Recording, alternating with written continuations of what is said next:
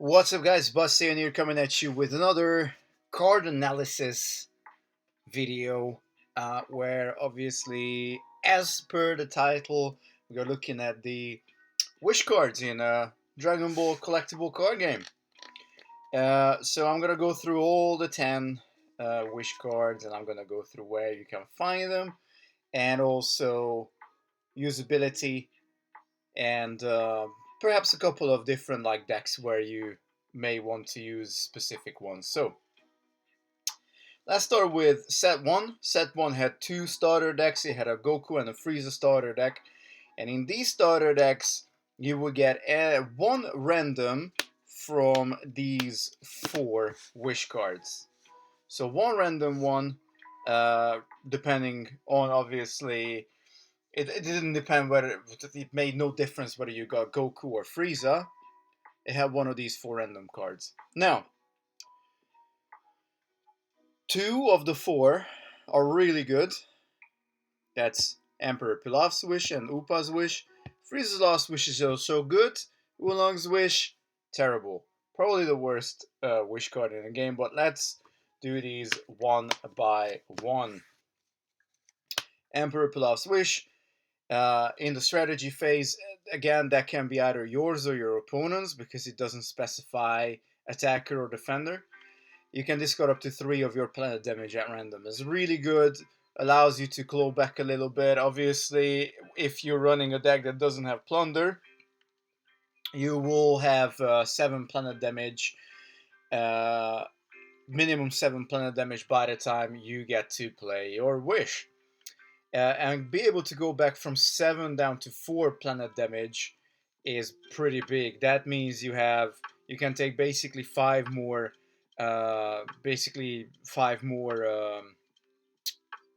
losses to your deck before you completely lose the game. So Pilaf's Wish tends to be a staple in many decks, just because it allows you to claw back into the game. Oolong's Wish, again a strategy timing, so yours or your opponent's doesn't matter.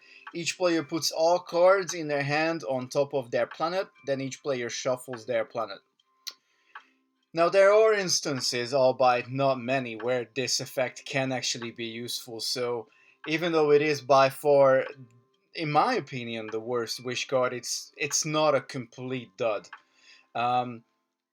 We have to be honest here. If you got no cards in your hand anyway, and you play Oolong's Wish, and your opponent has, I don't know, just even a couple cards more than your 0, then you've basically made them discard 2 cards. That could go up to 6, depending, obviously hand limit being 6 in the game. Although you only look at that at the end of your turn. So technically, they could have more than 6 cards in their hand as well. It's highly unlikely, but there's a possibility for that. And just basically, at the end of their strategy phase, when you're a defender, you say, okay, I'm going to Oolong's Wish now. You put all the cards back from your hand to the top of your deck. You just lost all that all those potential techniques, or maybe a couple of warriors that can jump into play, like set 5 Yajirobe. That can be quite a game changer. But the likelihood of that is low. And because we got much better wish cards that put you into a lot better position, there really isn't much of a need to run Oolong's Wish. But even at the beginning of the game, I think Oolong's Wish was more like a joke rather than anything else. Because in set 1 we got 5 wishes. We're gonna look at the final one in a second, and by far you could immediately tell that Oolong's Wish is just nowhere near as good as any of the other ones. Our next one is Upas Wish. This is a fantastic wish because, again, strategy timing. You can play during your turn or your opponent's turn, and basically straight up just take a warrior card from your discard area and put it into play. And that is absolutely massive. That allows you to just basically break the 1 deployment per turn. And also, because you can do this during your opponent's turn, that can be quite an unexpected surprise for your opponent as well. Let alone if you just lost maybe, one of the key warriors from your deck that you really need to be in play. Being able to bring that back with Upas Wish again is just so good. It also allows you to, because this puts in play, it doesn't actually deploy. This card goes around the rule where you can't play a warrior with a name that's already in play.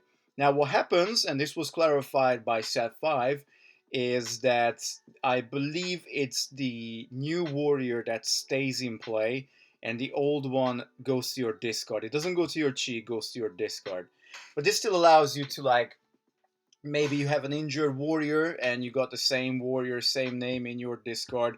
You can basically just bring it back with Upas Wish, heal it. But again, really the big power in this card is to be able to bring a warrior you don't have in play, particularly during your opponent's turn, and then really, screwing up their combat math as you go to the action phase. So definitely one of my favorite wishes. And then the fourth one that came out in the starters is Freeza's Last Wish. Again, strategy timing, you can see this theme. Obviously, from the starter wishes, they're all strategy time, which is really good generally. And allows you to put 2 growth coins on a warrior you control. There's a couple of things here I need to mention. One of the things is that a permanent +2/+2 may not look like too much, but actually it is a huge thing. Just the fact that you can make you can make a lead warrior or you can make a support warrior just permanently +2, that can really make the difference in this game. One of the reasons why I tend to build a lot of decks with Dirty Trick is that because that -1/-1 can make a massive difference in a game. So permanent +2/+2 can make a massive difference. Nobody plays with Z Sword. Which is kind of crazy, but obviously if there was like a side deck for the game, then I would definitely run 3 Z Sword, which gives one warrior -2/-2 for each growth coin it has. It's just ridiculous. If you do have that like in a deck and somebody plays like a super heal strategy, for example, with Saiyans or something like that, that just completely, it's just a game-winning card in that particular instance. But regardless of that, just getting 2 growth coins on any of your warriors, particularly, again, similar to Upas Wish, that you do this, obviously, a better surprise value if you do this during your opponent's strategy phase, then, again, they have to do some extra maths. They may have had like a technique they wanted to use to overwhelm you. Now they can't do that particular strategy. And this sticks, it's not just like a one-off pump. It's not like a powerful heritage or like an evil cannon. You can put a growth coin on any warrior, and that's really, really cool. Many cards will obviously tell you that you can't put growth coin on. Like, I'm thinking the Mech Infusion, you can only put the growth coins on a warrior that doesn't have any growth coins. This doesn't care about any of that. Just put 2 growth coins on a warrior. So this is a good one. I don't think it's as good as like Upas Wish. Certainly from the starters, Upas Wish is my number one. It's definitely the most versatile. Second one is Pilaf's Wish, closely followed by Freeza's Last Wish, and Oolong's Wish is definitely last on this scale. The final wish that we actually got in the set 1 boosters is Denday's Wish. And Denday's Wish is probably an underrated wish card. I mean, when I initially started to collect and build, play with the game, I was definitely very much in bringing in text from other card games, and one of those is obviously this card, from particularly predominant in many card games. This card allows you to, again, same strategy timing as the 4 ones that you can get from the set 1 starters. Still a strategy timing. Each player moves all cards in their hand to their chi area. Then each player draws until they have 6 cards in hand.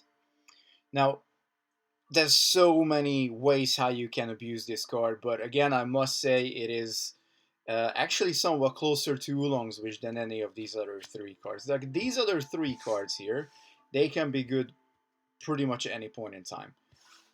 Oolong's Wish is extremely circumstantial, and Denday's Wish is quite circumstantial as well, for that matter. Now, If you're playing a hand discard deck, then a hand destruction deck, discard will be good in a way that it allows you to make your cards live again. If your opponent doesn't really have cards in their hand, because actually in this card game, for those of you who play a lot, you will know that you're probably usually going to be sitting on 3, maybe 4 cards in your hand most of the time. But if you really go in one turn, that can go down to 1, sometimes 0 cards as well. Even the best players will have to play those techniques if your opponent's really pushing. So this can refill your opponent's hand to give you more discard opportunities. It also refills your hand, but also very importantly gives you a whole bunch of chi.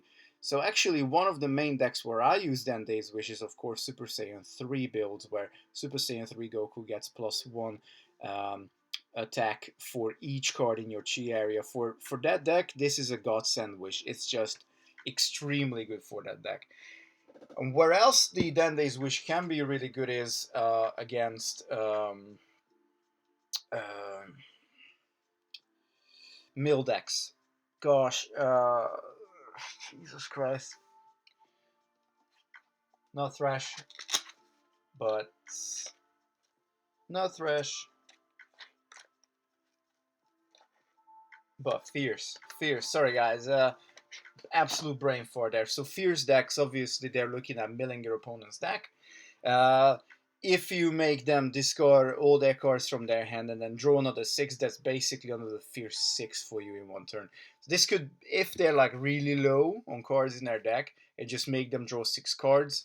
As soon as they run out of cards from their deck, that's it, they lose the game. So Denday's Wish can win the games for you. It's very versatile, but it needs to be in the right deck. You can't just use Denday's Wish with any kind of deck.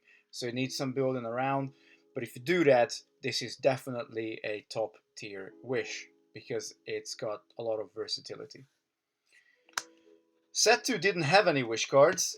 Set 3 was the next time when we've seen another wish card, but very interestingly, for some reason, this actually came out as number 10.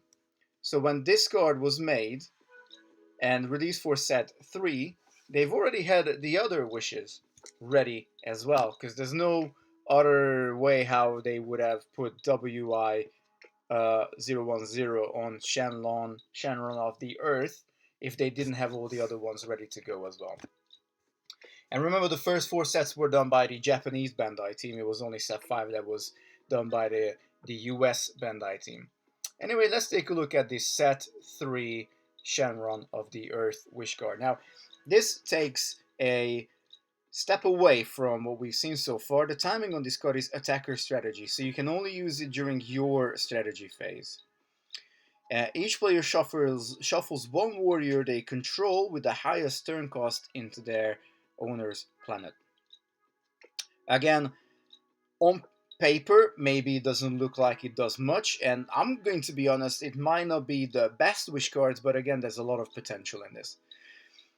This can allow you to, first of all, basically remove your opponent's big hitter. Like, if your opponent's got like a Gogeta out, and that's a turn 7 card, you basically just remove that from the game, because fusion cards, obviously, they cannot be discarded, they cannot be shuffled, they cannot go back to the deck. So they will just lose whatever, well, like we can talk literally about Gogeta, Fuse Majin Buu, and also Vegito. This gets rid of Vegito because this isn't a technique, this is a wish. So this can also remove Vegito. On top of that, you can obviously get rid of, like, it's circumstantial because depending what turn you play this, your opponent's highest turn cost warrior usually will be around that turn cost, whatever the game is currently standing. But removing an SS3 Goku, removing a complete form Cell, removing a final form Frieza, it's all massive. Whilst you also have to obviously take your highest turn cost warrior and put it back in your planet. But what if your highest turn cost warrior is like, maybe you stuck behind, maybe you got like a turn 5 guy down, your opponent's got, like, as I said, like maybe a Gogeta. Yeah, okay, you lose that turn 5 guy. if your deck's built right, you might actually be able to get that warrior out again just that turn if you got another copy in your hand. Also, if the warrior you're putting back into your deck is injured and you can replay maybe the same warrior, then you base in effect almost kind of healed your own warrior whilst also removing one of your opponent's warriors. So Shenron of the Earth, I love this wish because it can be straight up removal. And particularly if you're going up against decks where your opponent plays like high fusion cards, or a cell chain or a freezer chain or even a cooler chain. I mean, obviously the fourth form cooler is a really strong card as well. So there's a bunch of stuff that Super 17. Okay, I'm just keep going on 18 now from set 5. These are all like really high turn cost cards, and you can get rid of them with Shenron of the Earth. Not permanently, obviously, they go back into the deck. But again, if you're like, for example, playing like a Bojack's deck and you're really into Fierce, you're probably gonna be topping out on like turn 5 with your Bojack. And you can just a really good card, Channel of the Earth. This is usually one of the 3 picks I put into most of my decks. Let's move on to set 4. And set 4 is an interesting time when it came to the releases of Wish cards. Because technically in the set itself, in Fusion itself, we've only gotten Regaining the Power released. Regaining the Power actually has 006, Wish 006. So this is technically the next consecutive wish after Denday's Wish. However, how do we get from 6 to 10? Well, that's a good question. We didn't have any wishes in set 5 either. So set 2, set 5 didn't have any wishes. 1, 3, and 4 had wishes. Regaining the Power is an action timing wish card. So again, you can play whether you're attacking or you're defending. You probably want to play this whilst you're attacking because Thresh only works when you're attacking. So bear that in mind that Regaining the Power, if you play this during defending, it doesn't do anything. You have to be the attacker and you need to get an outstanding victory, which means you need to deal 5 excess damage or more on top of your opposed team to be able to thrash through your opponent. But giving thrash 3 is basically like Denday's Wish, that it can finish the game. If your opponent, if you're able to get through the thrash 3 and your opponent has 7 or more, obviously planet damage, you win the game there because then they go to 10 or more. So it's a really cool card for finishing games, but I feel like this is a win more. Usually when you get to a point where you can sort of get in attacks, especially towards late game where you would have gotten enough damage to have 7 Dragon Balls to be able to then wish for Regaining the Power. I feel like more often than not, like, yeah, okay, if you want to finish the game quick, then Regaining the Power is the card to go with. But I kind of feel like in some instances it's more like a win more card. I would put this card sort of to the same level where we've had Frieza's Last Wish. Maybe a little bit lower because Frieza's Last Wish sticks around, whereas the Regaining will give you Thrash 3 until the end of the turn. And even then, if you get this, again, you need to have that overwhelming victory to be able to use it. But haha, this isn't it, because actually, when set 4 came out, there were also a bunch of Wish promos that also came out.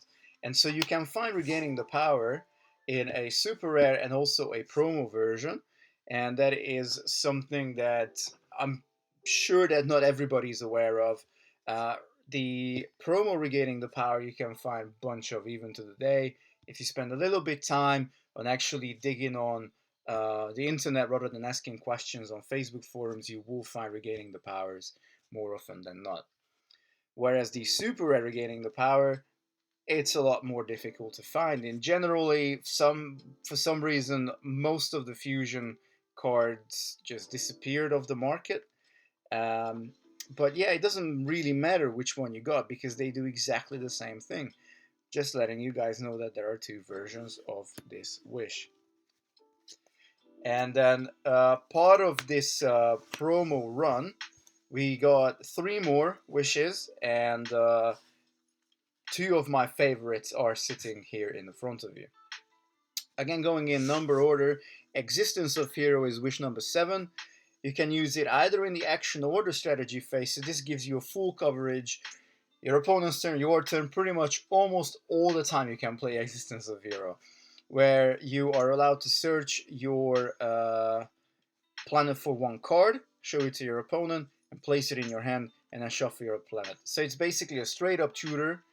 Gets you any card you need, anytime you want, as long as you got 7 Dragon Balls to play Existence of Hero.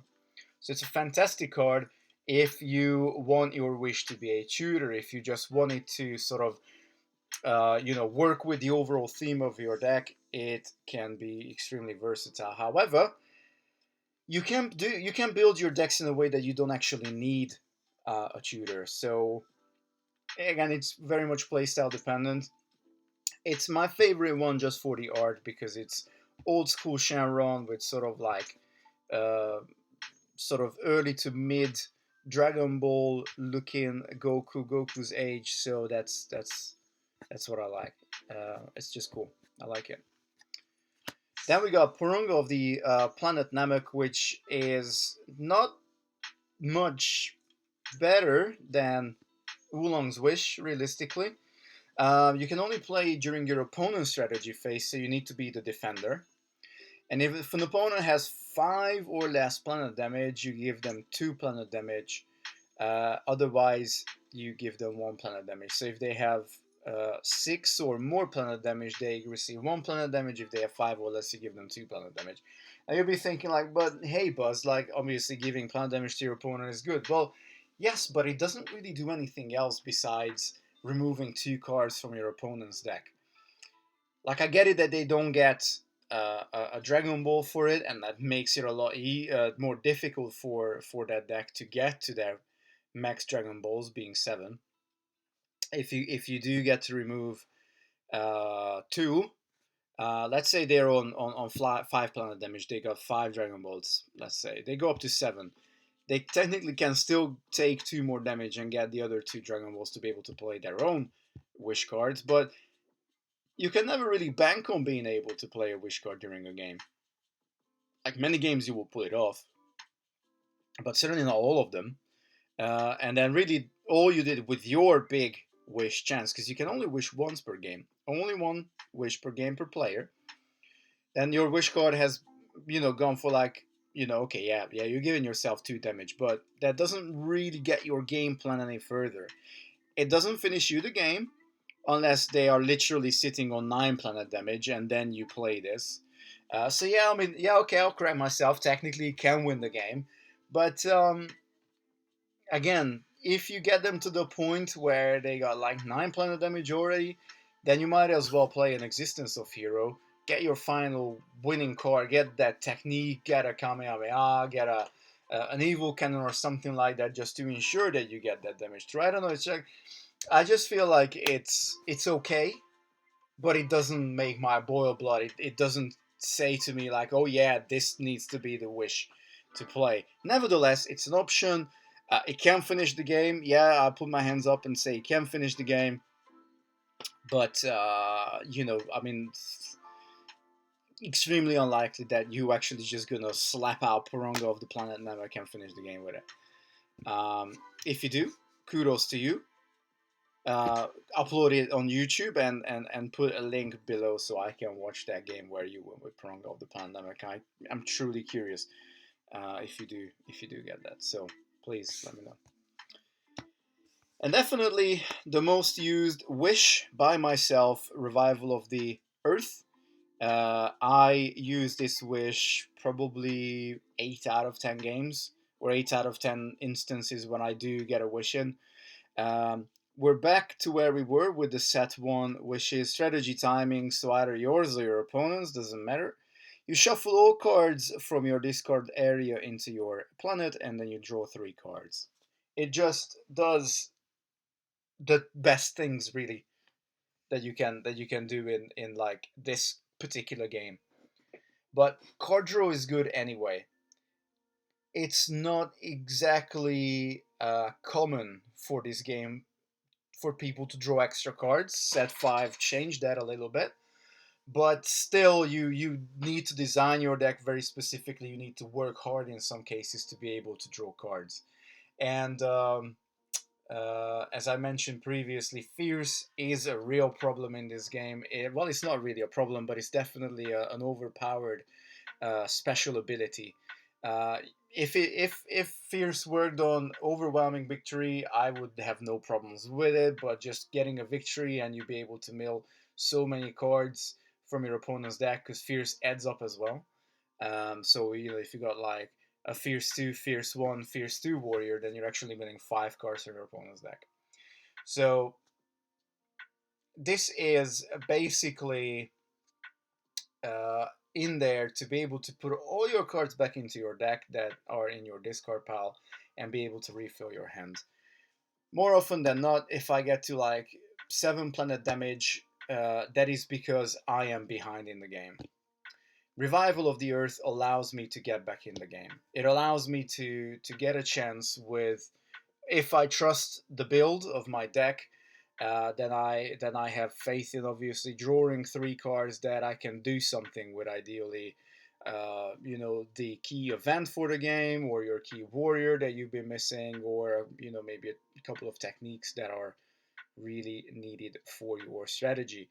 And Revival of the Earth will give you that chance. Uh, and I'm more about the grind in some games than slapping a Purungo of the planet Namek and just hope for the best. Because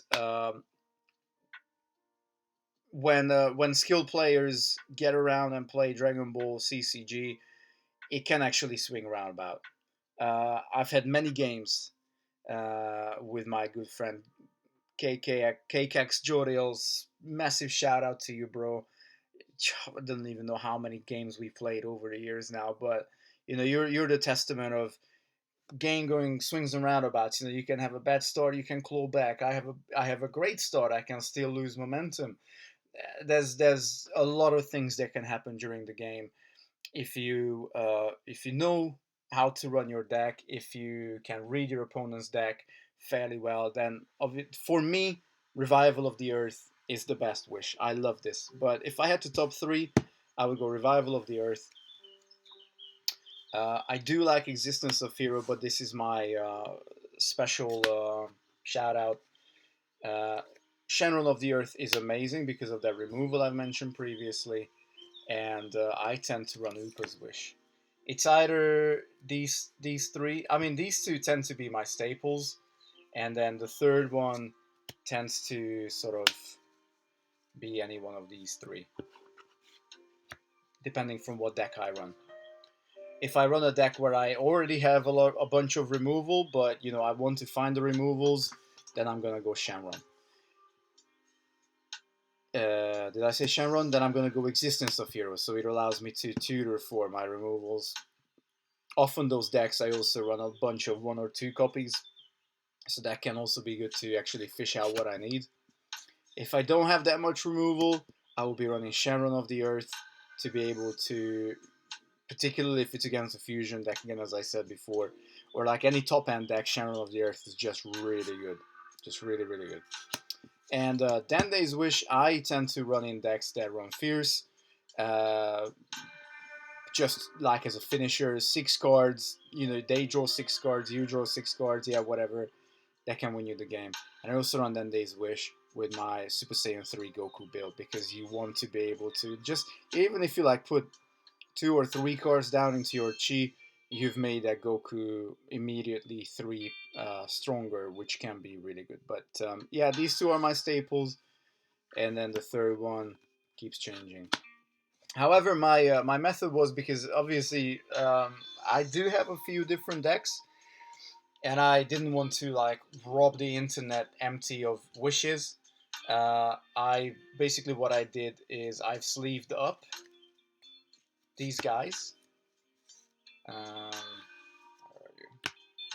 so yeah, I got these 8 wishes, and this is basically what I call my wish bank.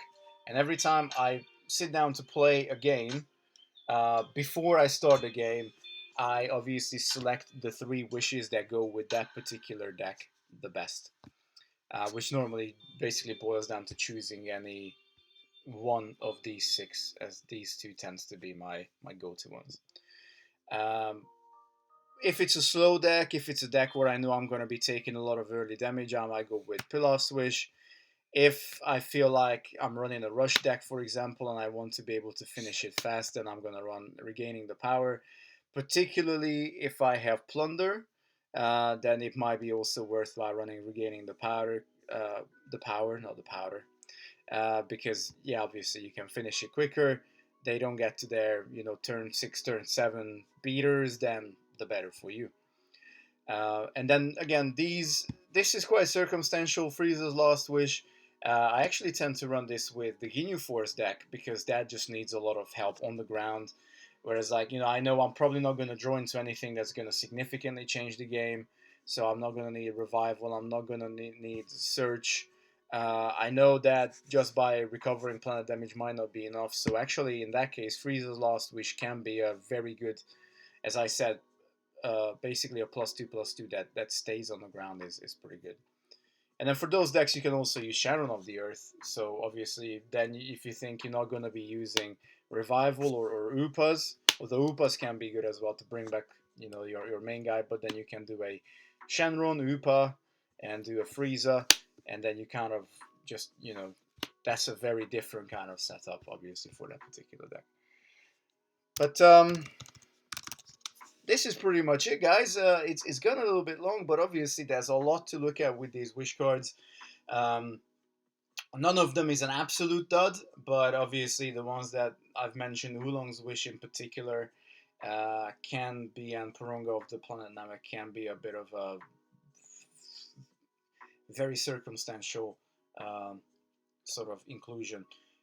Yeah, a couple more things that I want to mention before I say goodbye is that your wish deck always consists of 3 wishes, but as I mentioned actually previously, is that you can only wish once per game, and both you and your opponent can only wish once per game. There's one card that allows you to wish another time, so if you want to wish more than once, then include it in your deck. You gotta think though how you're gonna get the extra Dragon Balls for it.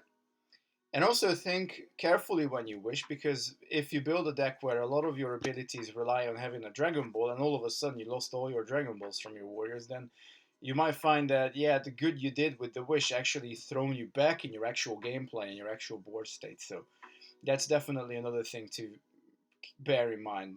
It can be quite important. And for those of you who are still here, I just want to clarify that I don't know why YouTube is showing adverts before my videos, because uh, my channel is obviously not monetized, not with like 240 subscribers. Probably never will be. So I just want to say that I do not condone YouTube's actions in exploiting, small channels like mine.